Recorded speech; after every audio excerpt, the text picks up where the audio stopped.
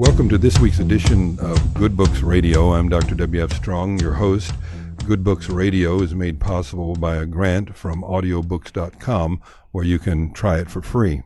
In fact, I listened to this week's book on audiobooks.com, and I'm delighted to have Meg Wolitzer with us. Her book is The Interestings, and it has been on the top 20 of all books for 2013 on about 20 different lists. Amazon.com put it in the top 20 fiction for last year. And New York Times has this to say. It says that this book is remarkable. The Interestings' inclusive vision and generous sweep place it among the ranks of books like Jonathan Franzen's Freedom. The Interestings is warm, it's all American, and acutely perceptive about the feelings and motivations of its characters, both male and female, gay and straight. And Entertainment Weekly says this book is a victory. The Interesting secures Wolitzer's place among the best novelists of her generation. She's every bit as literary as Franzen, but the very human moments in her book hit you harder than the big ideas. This isn't women's fiction. It is everyone's fiction. Meg, thank you for joining us. Great to have you. Oh, thank you. Nice to be here. Well, one of the things that I've read over and over again in the voluminous reviews, all of them high praise about your book, is that this is your best of 10 novels. This is your best. Do you think it is?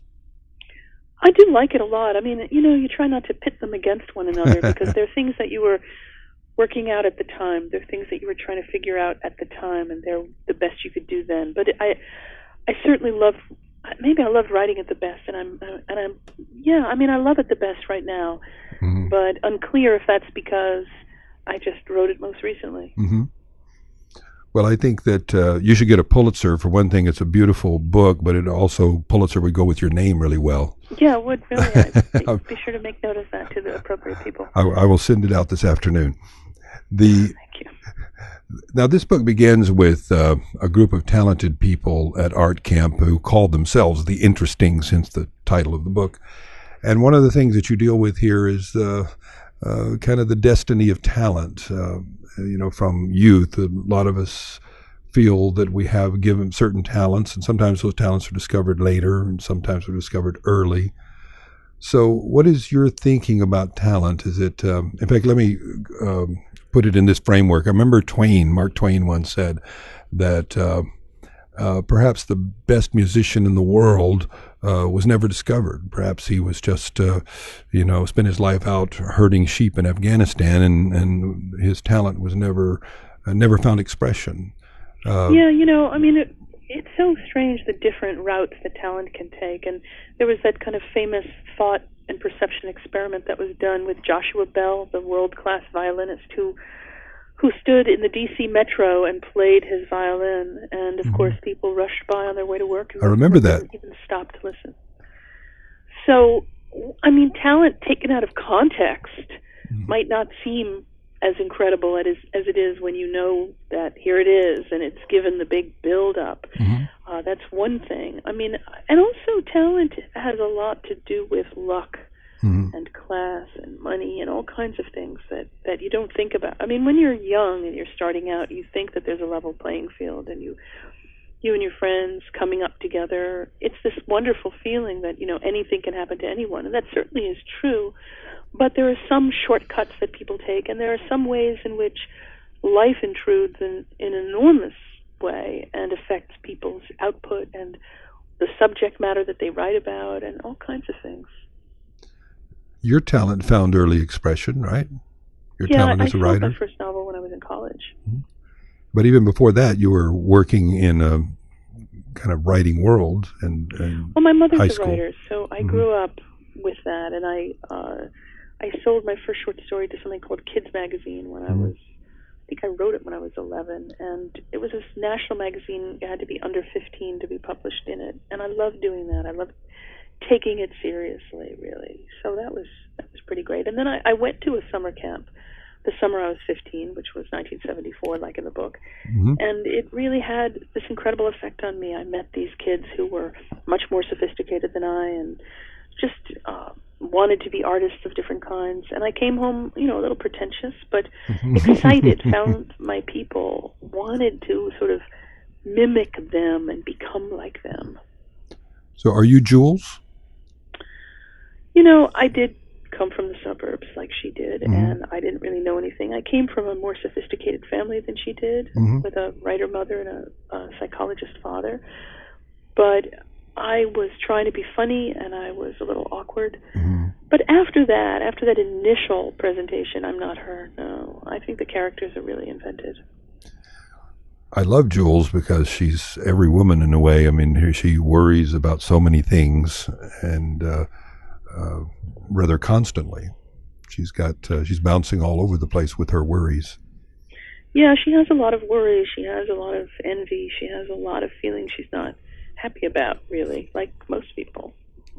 One of the things you bring up in the book that I think is quite fascinating, I'd never thought of it before, is the struggle, because you have the characters that are highly successful. They, you trace them through their lives, and you have Ethan and Ash, a married couple, who become highly successful, phenomenally successful, very rich.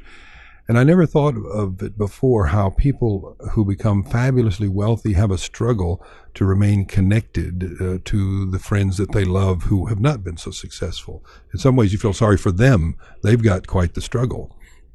Yeah, I mean, I think that's the imbalance is something that's interesting to look at in a novel. I remember an old friend moved to a suburb, and she told me that the people in the suburb seemed to socialize with people who lived in the same size houses, and I was so struck by that. I was shocked by that people would sort of see it that way. But then I thought maybe it wasn't exactly, a snobby thing, but it was a comfort thing. Mm-hmm. Because it is strange when this one friend, Ethan, in the book, becomes hugely successful as an animator. He creates a TV series that's sort of like a Simpsons kind of series that jettisons him to a level that his friends can never be at, he and his wife. And so that imbalance can really rock things. But these people who have that kind of success, they do want to feel connected to people who knew them and loved them, and how hard that must be. Well, I love the angle that you have here, where Ethan is trying to help Jules and her husband when they're down on their luck, so to speak, and he wants so much to help them, to just give them this gift, and they keep refusing it. It's very hard, that kind of imbalance of money. I mean, a friend of mine had told me about two friends asking for money and how the friendships, and she gave it to them back, I think, when the economy was really in trouble. Mm-hmm. But I imagine that the friendships, from what she said, really have changed, sort of because of it in some way. Mm-hmm. And it shouldn't have to be that way. Friends are there for each other. But that once you start showing that imbalance, there's an imbalance maybe in other things in the friendship. Did you watch the series Breaking Bad? Yes, I did. You remember how Walt refuses the money from his old friends, and he does it almost Right. as a passive-aggressive act. I'm not going to take Yes, it. I'm not going to allow you to feel better. Right. No, it's very complicated to accept things from other people, because you're thinking, what does it say about me? How does it make me look? And everybody is always taking their own pulse. We're always trying to see how we seem to other people. Is this your main thrust as a writer, is just simply figuring out human behavior?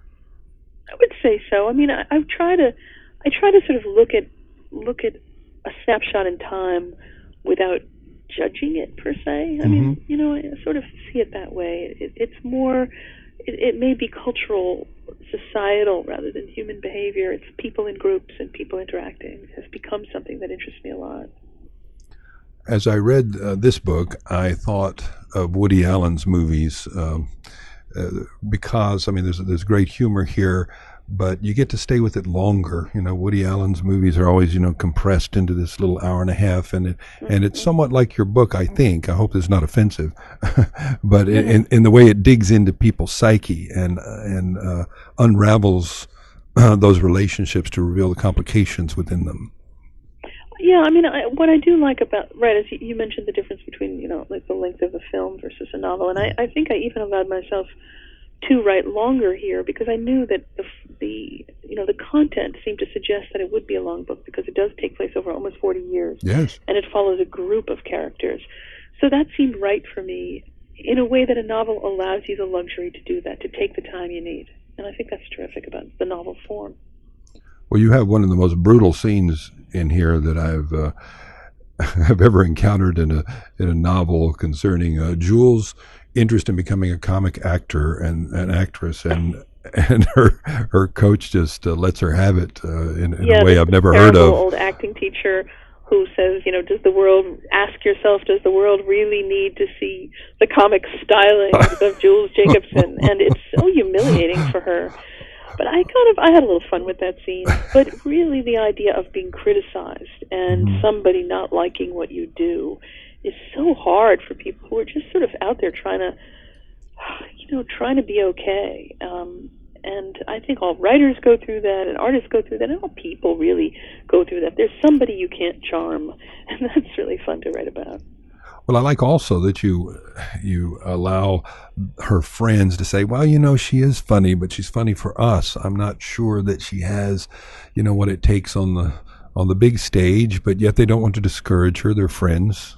Right. They want to inspire her dreams. When I went to that camp, I did acting, and I was really bad. I mean, I would basically put on like the Katharine Hepburn voice. Hello, mother. Are you there? It's like it's projecting rather than emoting in any in any genuine way. And I had no natural ability, but I had an affinity for it. I love to be, just the experience of putting together a play that's so formative for so many kids meant a lot to me. But I was not good, and I did not.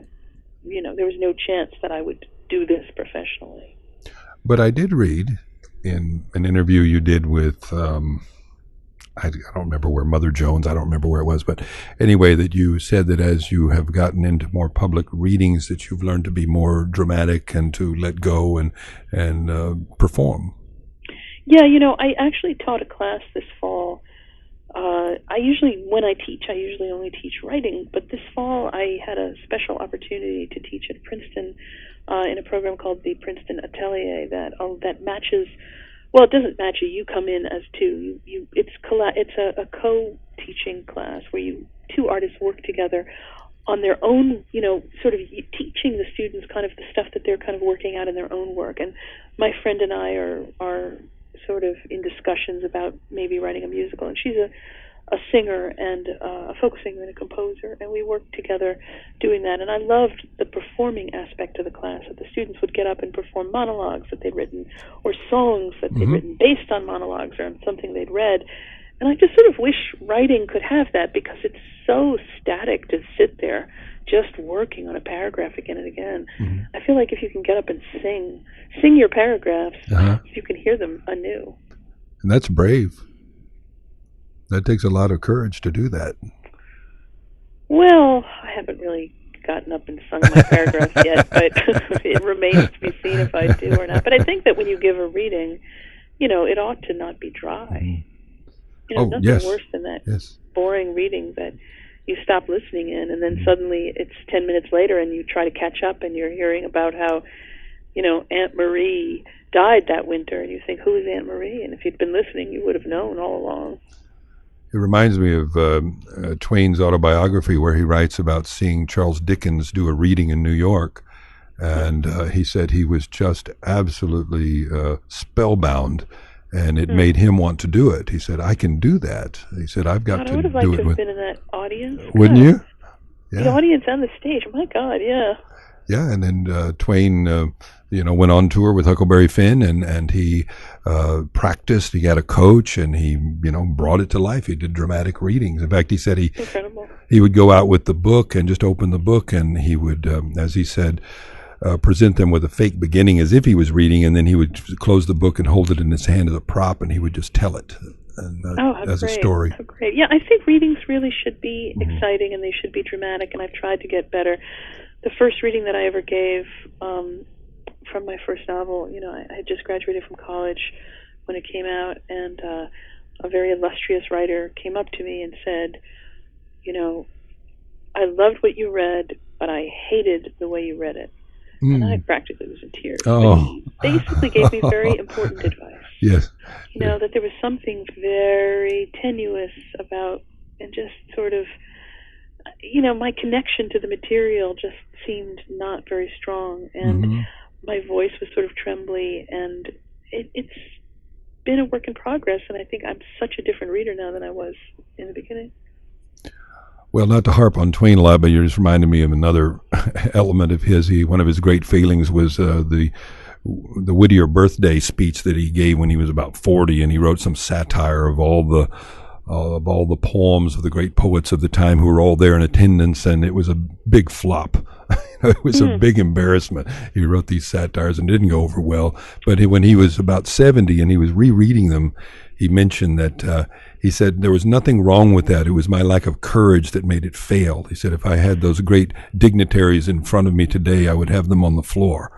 But, yeah, you need the right time. It's really true. I'm so different now as a writer, I think, and then also even when I get up and talk and have the material. You have to give it something else when you're speaking publicly. You have to give it another element that they don't have when they're reading it. Well, you teach creative writing from time to time, right? Like at Skidmore College, and what are your rules, so to speak? Do you have like 5 principles you try to teach young writers?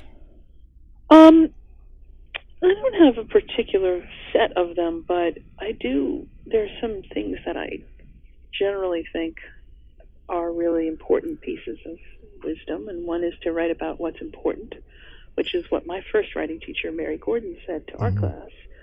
And you would think that goes without saying, but it doesn't go without saying. People are desperate for an idea, and they find something just, from the news or somewhere, or a story that they heard, because it does sound like a good idea. But they have to have an emotional connection to it themselves, or else it really isn't going to come out with that urgency that a reader needs. And what about just the activity of writing, just sitting down and writing? Well, my mother is a writer, and I grew up watching her do that every day. And, some days she'd have really good days, and some days she'd have bad days. But she was there doing it, and I got a chance to see that. So just actually finding the time, making sure you carve out the time, and reading a lot. That's something else that I really believe in. Reading a lot, don't worry about being derivative, reading good things all the time to keep yourself reminded of why you're doing this, why you love to do this, how it's possible to shape something into something that gives people a feeling. Another thing I would say that has meant a lot to me is a line from an essay by Zadie Smith. And she says in that essay something like, when I write, I'm trying to express my way of being in the world. And I think that's really good, too. Like, does this novel show a character being in the world? Does it show a narrative that's like the writer trying to show you how he or she is in the world, not literally through as the character, but the sensibility does come from the writer, sure. Well, who do you like? What do you read when you're reading? Well, I love Virginia Woolf. I will read Virginia Woolf for language and the shock of the form, the way she just sort of dips you into the story right away. I mean, story such as it is, into the moment, into the writing right away. I like Willa Cather. In contemporary writers, Ishiguro is someone I really like to read. There's a lot of different writers. Do you like Stephen King? I do like Stephen King very much, and he's really an interesting writer. He tries to do so many different things, and I think I admire that muscularity and that desire to just see your writing as this flexible project.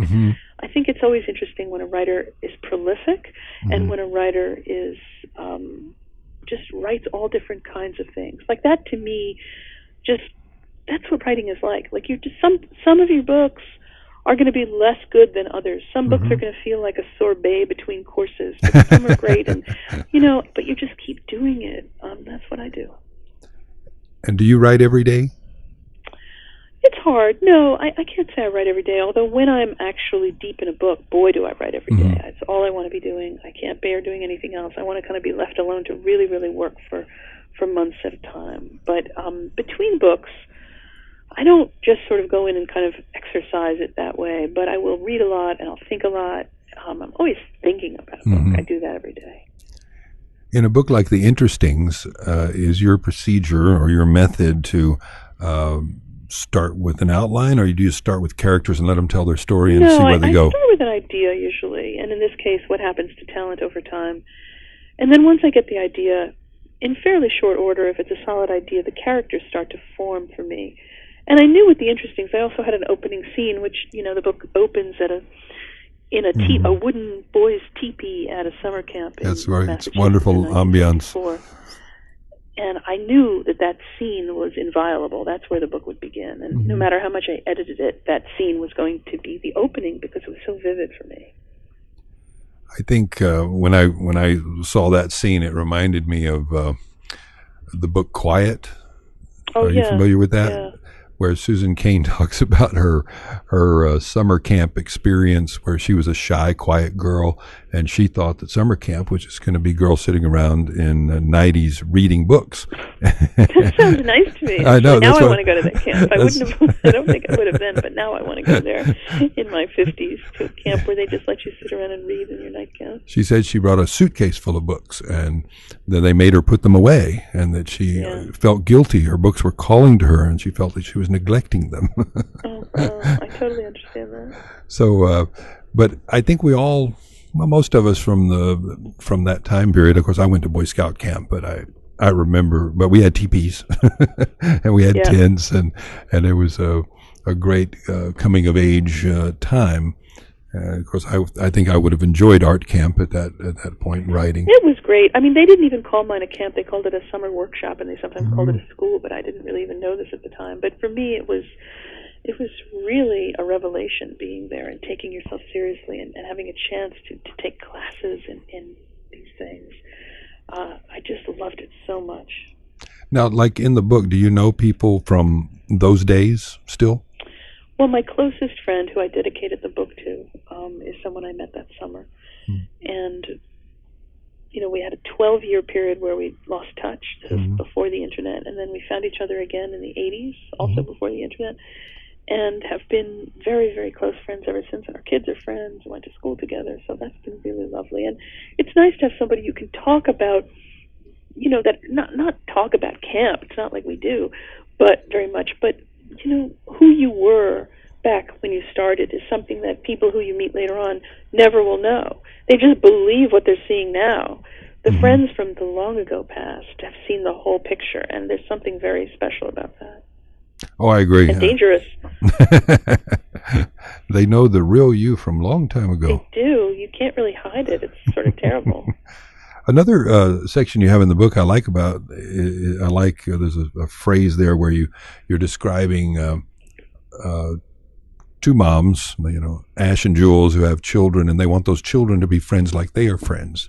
And then the children end up being friends for the sake of their mothers more than for their own sake. And I love these complicated layers that you build in like that. Yeah, there's a lot of layers. And I think it's, it's also such a different era, the era in which parents and children overlap each other in a way that didn't happen when we were growing up.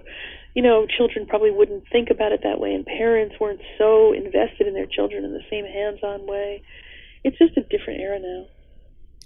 Well, what are you working on now? I know authors are always on to the next book. So, well, I have a young adult book actually that's Mm-hmm. coming out in September called Beljar, spelled Belzhar, which is sort of a little bit of a mashup of the bell jar. Yeah. Well, at least it's got the bell jar in it.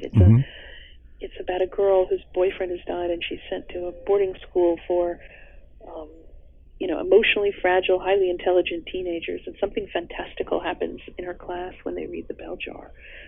So, it's a very different book, but it is really kind of, also it has teenagers who meet at a very critical juncture in their lives.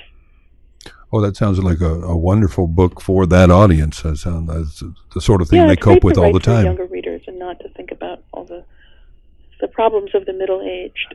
Well, that's what I really identified with the Interestings, because I'm about your age, and we go through all of those years and the conflicts, the consternations, the worries, the successes, the failures. It's kind of like reading your own biography in a way. I'm glad. I mean, ideally you want a novel to, it's not that you have to think about yourself when you're reading a novel. Some books teach you about a world you knew nothing about. Some books make you think about your own lives. I mean, some readers have told me they they thought about their friends, and even if their friends didn't resemble the group of friends in my book at all, they thought about friendship and about what they got from long friends, and I was happy to hear that. No, exactly. That's exactly what happened to me. I mean, I'm not from this world that you describe, but I think every human being has elements of those struggles with friendship and maintaining them over time, and what happens to talent. What happens, does it find, my argument is that talent will almost always find a way. If it's really there, it will find a way to express itself. It may not be on the grand stage. It may be, that you write for the local newspaper, but, if your talent is there, I think it will find a way to express itself. Mm-hmm. Yeah, I mean, one hopes that's true. It's hard to know, because just think again of what we don't know. Right? And there's talent in little corners of the world, but it's, but I think it does need to. Talent will out. I mean, it does need to come out. Well, I think this has been a wonderful conversation. I'm so happy you could join us. And further praise for Meg Wolitzer's The Interestings, now out in paperback, says this: as a writer who gets better and better with each succeeding book, Wolitzer delivers an ambitious and career-culminating novel about early talent and what becomes of it, and the quiet envy we may feel even toward the people we love most. Wide in scope and populated with complex, appealing characters, The Interestings chronicles the lives of 6 teenagers who become lifelong friends, beginning at a summer camp for the artistically talented and following them through adulthood in a changing New York City that spans the 70s, 80s, and 90s and onward. Over the decades, these characters realize that not everyone can sustain what seemed to be their adolescent specialness, and they can't help but see the divergence in their respective talents, fortunes, and degrees of life satisfaction. The Interestings is now in paperback. It was a bestseller, a super bestseller in hardback, and now it's out in paperback this month. And you can get it on audiobooks.com, our underwriter, and listen to it as I did. Now, I did want to ask you, Meg, so why don't you read it? Why don't you read your books for audiobooks? I think it's a big undertaking. I'm sure it is. Take away from writing, although maybe someday I'll do that. As well as I read that you were more interested in performing and all that, it would seem like a natural for you to read your own book. Yeah, maybe I will. Although I really, people have told me they really like the reader of the audiobook of The Interestings, and in fact I was able to have a hand in that decision, which made me happy, because she really sounded terrific. I only listened to the little beginning of it. I haven't listened to the whole thing, but apparently she does a terrific job. Well, it's nothing, I'm not taking away from her at all. She is fabulous, but it's always nice to hear the author do it. Maybe life is long with a little luck. Maybe next time. I'm sure you can if you choose to do so. Well, again, thanks a lot for joining us. Good luck with the book, and we'll look forward to your next one. Oh, thank you so much for having me. Have a great day. Thanks, you too. This is Dr. W.F. Strong for Good Books Radio, wishing and hoping that all your books will be good reads.